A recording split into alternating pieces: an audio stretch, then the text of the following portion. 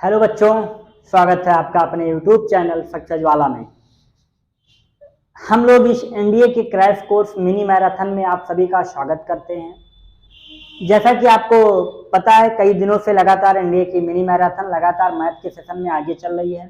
Chemistry और अन्य session को भी शुरुआत कर दिया जाएगा, बस जल्द से जल्द ही। बाकी के बचे दिनों में हम लोग आपको कुछ अच्छा देने की कोशिश करेंगे ताकि आपका जो है पेपर अच्छा हो जाए, क्योंकि टीचर का मेन मोटिव यही होता है बच्चों का रिजल्ट। क्योंकि एक जो गुरु होता है वो शिष्य से ही महान बनता है, इस बात को आप ध्यान रखिएगा। तो इसलिए टीचर का जो भी रोल है, मैं आप सबको एक अच्छा कंटेंट देने की कोशिश कर रहा हूँ कि आपका जो है रिजल्ट अच्छा हो जाए। रिजल्ट अच्छा होने का मतलब ये नहीं कि आपकी जॉब लग जाएगी। जॉब लगने के बाद आपकी परेशानियां बढ़ेंगी, क्योंकि वहां आपको टास्क मिलेंगे। टास्क का मतलब आपको ऑब्स्टिकल आएंगे, आपको प्रॉब्लम आएगी, उसको फेस करना आपके लिए जीवन का संघर्ष शुरू होगा। ठीक है, तो हमने पिछली क्लास में प्रोबेबिलिटी की बात की थी। उसी क्लास में प्रोबेबिलिटी के पार्ट 1 की बात हो चुकी थी। आज पार्ट 2 की बात करेंगे, जिसमें फिर किसी है क्या बात करेंगे, पार्ट 2 है प्रोबेबिलिटी का।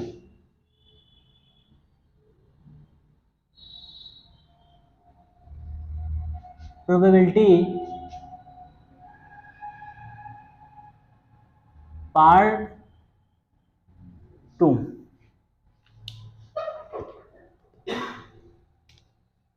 चलिए ठीक। पार्ट 2 में हमने कल बात सारी चीजें कर ली थी। आज हम एडिशन थ्योरम की बात करेंगे। किसकी?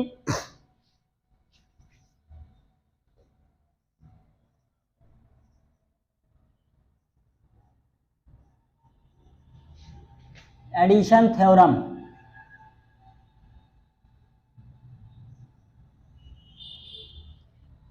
एडिशन थ्योरम क्या होता है? मतलब जोड़ने के लिए आपको किसी भी प्रोबेबिलिटी में 2-3 चीजों को अगर ऐड करना है तो क्या करेंगे, उसके लिए एक थ्योरम होती है कि अगर पी ए यूनियन बी आपको दिया गया है, क्या दिया गया है, नोट करते रहिएगा, इंपॉर्टेंट थ्योरम है। अगर आपको दिया गया पी ए यूनियन बी, तो आप क्या लिख सकते हैं? इसे यूनियन इसे बोलते हैं। क्या बोलते हैं?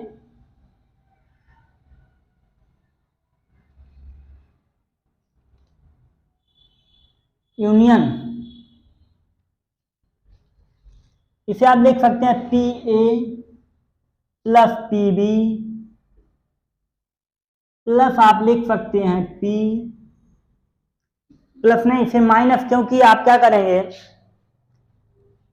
यूनियन का मतलब आपने अगर एक बार पी को ले लिया, एक बार बी को ले लिया, तो देखिए एक बार इसको लिया, इसको लिया, तो दोनों को 2 बार ले लिया आपने। इसलिए आपको पी ए माइनस बी करना होता है, जो आपका कॉमन मिलता है।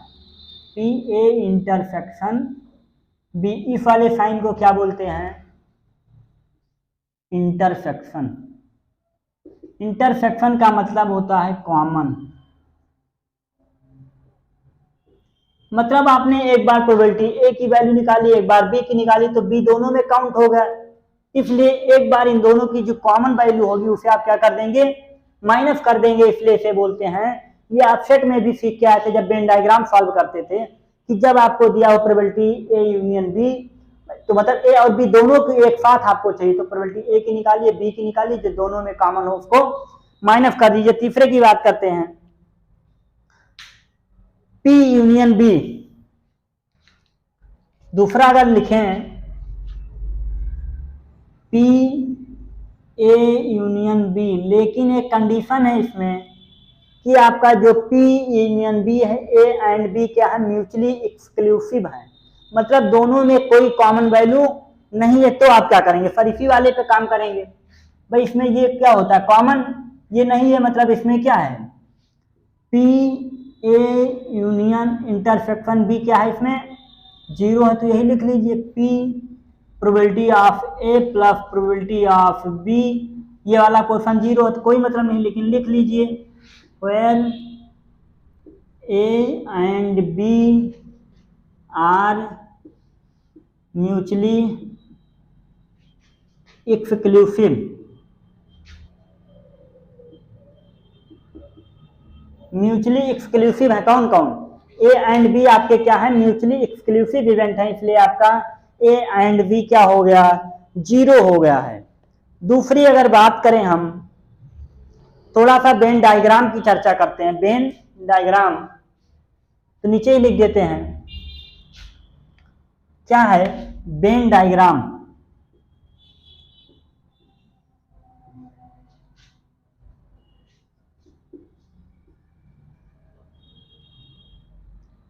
वेन डायग्राम क्या होता है, रीजनिंग में भी पढ़ते, खूब अच्छे पढ़ते हैं। मान लीजिए आपको तीन चीजें दी गई वेन डायग्राम में, दो भी होता है, तीन भी होता है।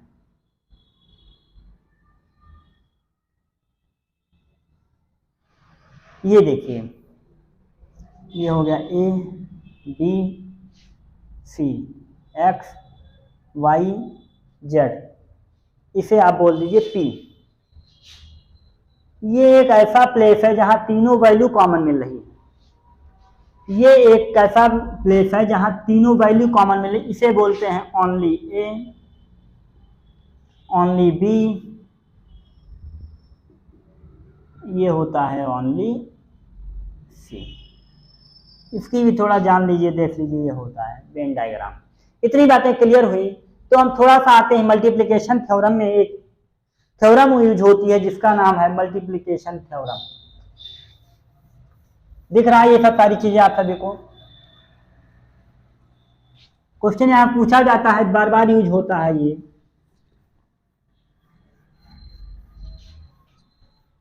मल्टीप्लिकेशन थ्योरम, ये कौन सी थ्योरम होती है? Multiplication theorem.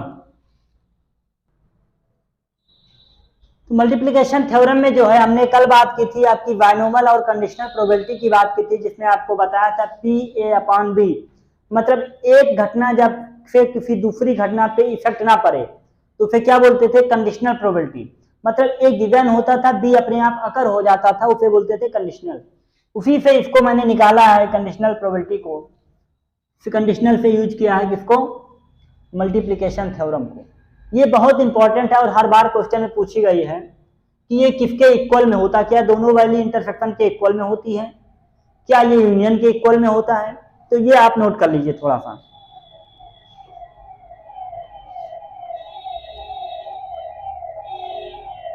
नोट कर लीजिए। आते हैं थोड़ा बायनोमल पे, हम किस पे, बायनोमल थ्योरम एक यूज होती है। कौन सी थ्योरम? पर ये तो आप प्रोबेबिलिटी पढ़ा रहे हैं, फिर बायनोमल आ गया बीच में। बिल्कुल,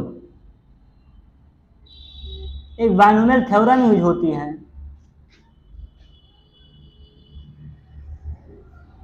इस थ्योरम में जो है कुछ आपको कंडीशन दी जाती है, एनपीआर जिसमें यूज होता है, क्या एन पी और आर की वैल्यू यूज होती है। एन पी और आर, तीन चीजों की आपकी आवश्यकता होती है। फार्मूला क्या बनता है, N C R, N P R Q, N C R लिख लीजिए, N C R P R Q की पावर एन माइनस आर, ये होता है। नोट कर लीजिए, एन सी आर, पी की वैल्यू आर और N P R. N P क्या होता है, नोट कर लिया। इसमें से एक चीज समझिए, एन क्या है और पी, मतलब पी क्या है, क्यू क्या है। P is equal to B event, मतलब होने की घटना है। जब होने की बात करेगा, होने की घटना, और Q जो है ना होने की बात करेगा, ना होने की ना। आप नोट कर लीजिए थोड़ा सा ये, P प्लस क्यू की वैल्यू जो होती है वो 1 होती है।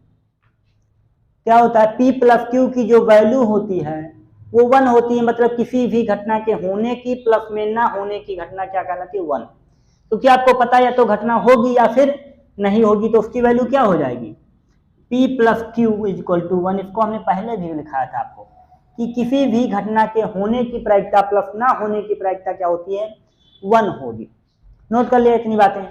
अब आगे चलते हैं, हम बात करते हैं किसकी, इफेक्टिव के लिए टोटल थ्योरम की। किसकी बात करते हैं, टोटल प्रोबेबिलिटी थ्योरम। नोट कर लिया इतनी सारी चीजें।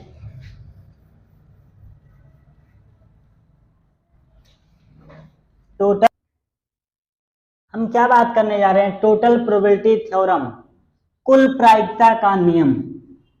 बहुत इंपॉर्टेंट है और जरूरी भी है, क्योंकि क्वेश्चन इससे पूछ लिया जाता है, या तो इससे आएगा या तो बायात से आएगा।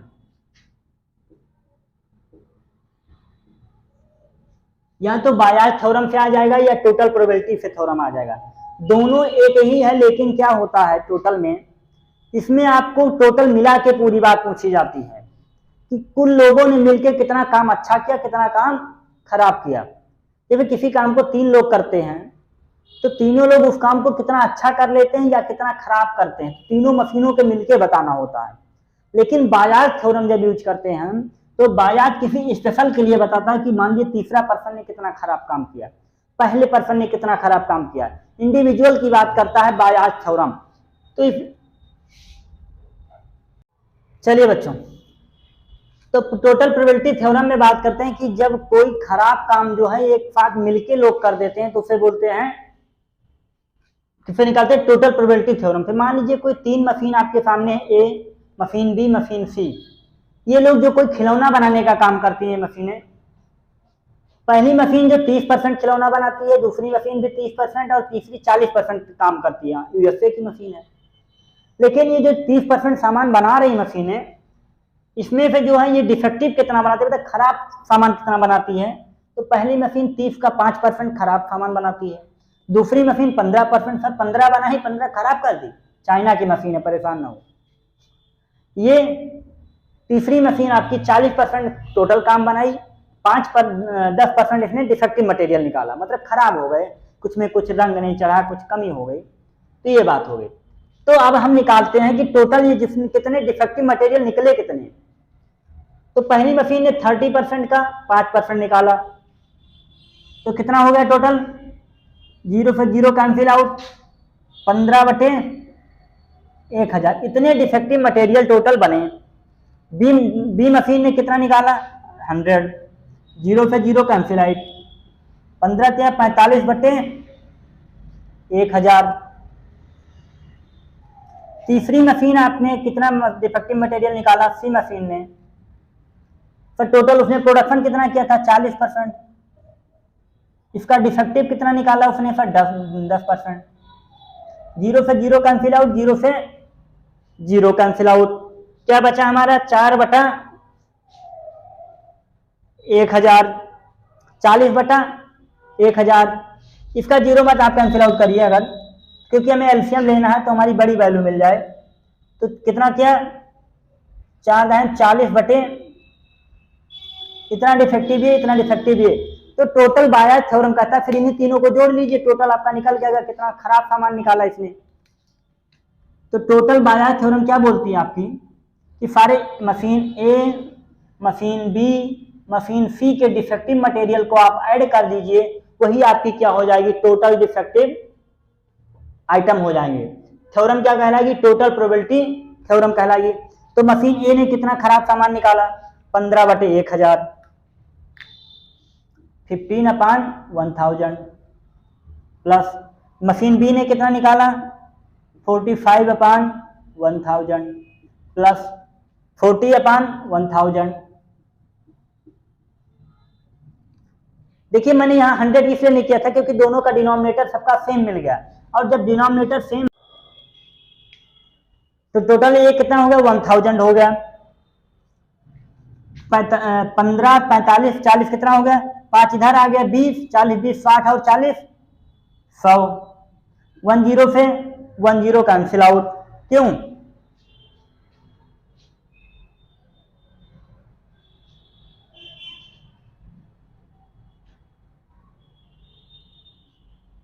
क्लियर?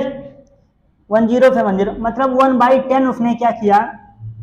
टोटल डिफेक्टिव मतलब 10 में एक सामान जो है खराब निकलता है, मतलब 9 सही निकलता है तो एक खराब निकलता है, इसे बोलते हैं टोटल बायात थ्योरम। तीनों मशीन अगर 10 सामान सही निकालती हैं तो एक सामान खराब निकलेगा। यही बात की किसने? टोटल प्रोबेबिलिटी थ्योरम में। तो ठीक है, इतनी क्लास के बाद हम लोग आगे की क्लास में बात करेंगे। फिर वही कहना है कि आप पढ़ते रहिए लगातार।